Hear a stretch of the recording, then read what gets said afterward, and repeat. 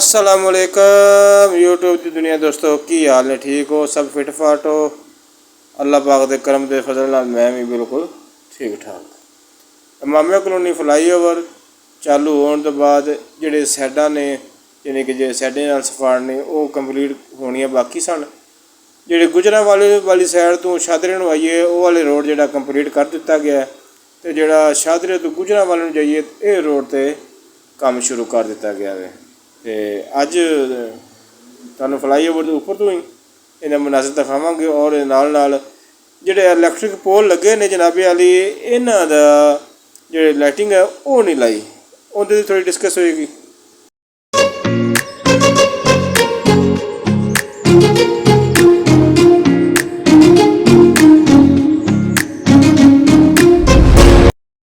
तो अज की जी वीडियो बड़ी अजीबो गरीब जी भी है तो जरा एमरजेंसी वाली भी है।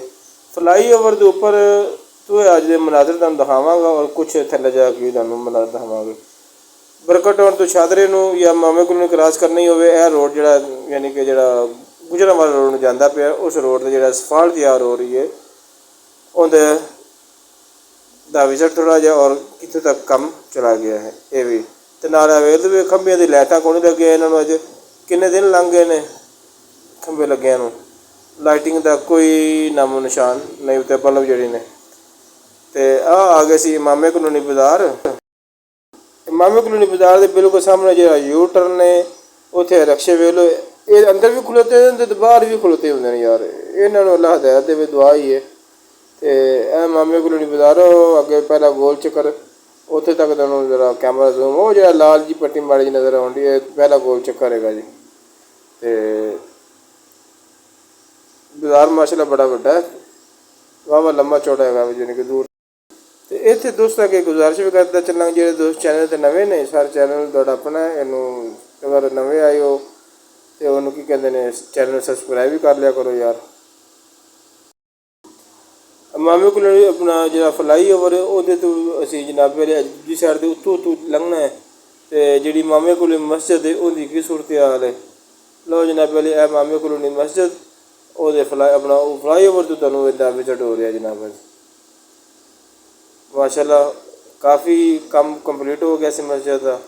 यह जो असफाल्ट तैयार हो चुका एक साइड का वो है तो दूसरी साइड का तैयार होंदा पिया कुछ हो चुका तो कुछ बाकी है तो मस्जिद का भी काम जारी हो सारी है। तो हुण असीं चले जनाबे वाले दूसरी साइड से जो मोटरसाइकिल खड़ी की अपनी तो उधर चल के तुहानूं थोड़ा जिहा दिखाने की सूरत हाल है। तो ये जो कल असफाल्ट तैयार होया है उहदे ते भी थोड़ा जिहा सफ़र करने नाले उहदे उत्ते लगे तुहानूं अपडेट देंगे। तो फ्लाईओवर का जो रैंप उतर रहे हैं ठीक है और जिथे लाल बस जा रही स्पीडो बस जा रही है उतों असी यू टर्न हो के तो जी यू टर्न तो नहीं है असी वन वे तो खिलाफवर्जी करनी है लेकिन ये रस्ता बंद किया इस वजह से उल्टा हाथ जावांगे। यह जी असफाल्ट 2 दिनों से पई है वो है कितने तक पै चुकी है और अगे किन्नी बाकी है ये भी थोड़ा जिहा तुहानूं दिखाने। लो जनाबे वाली 2 दिनों में जी असफाल्ट तैयार हुई है तकरीबन काफ़ी ज़्यादा तक चले गए मामे कलोनी जो फाटक है करीब तक असफाल्ट।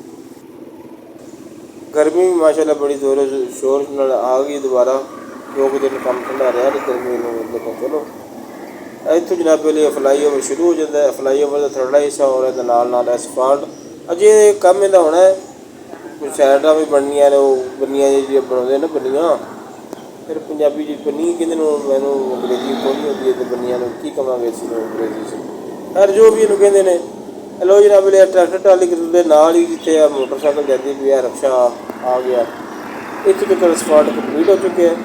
इतों अगे अज कंटिन्यू करना है वो सामने फाटक स्टार्टिंग पॉइंट है जिन्हें जनाब वाले शादरे वाली साइड तो मैं दोबारा वीडियो तां लाई ताकि तुहानूं पता लग जाए भी इतों शुरू हो रहा है तो कितने जाकर मुकना है वो तुहानूं टोटल इस तरह पता चल जाएगा। तो इतने तुहाडे कोई इजाज़त चाहते हैं अगली वीडियो तक अल्लाह दे वाले पाकिस्तान जिंदाबाद ताजदार खत्म नबूवत जिंदाबाद लब्बैक लब्बैक लब्बैक या रसूल अल्लाह सल्लल्लाहु अलैहि वसल्लम हम सब नबिय्यन फ़क़्तुलूहू।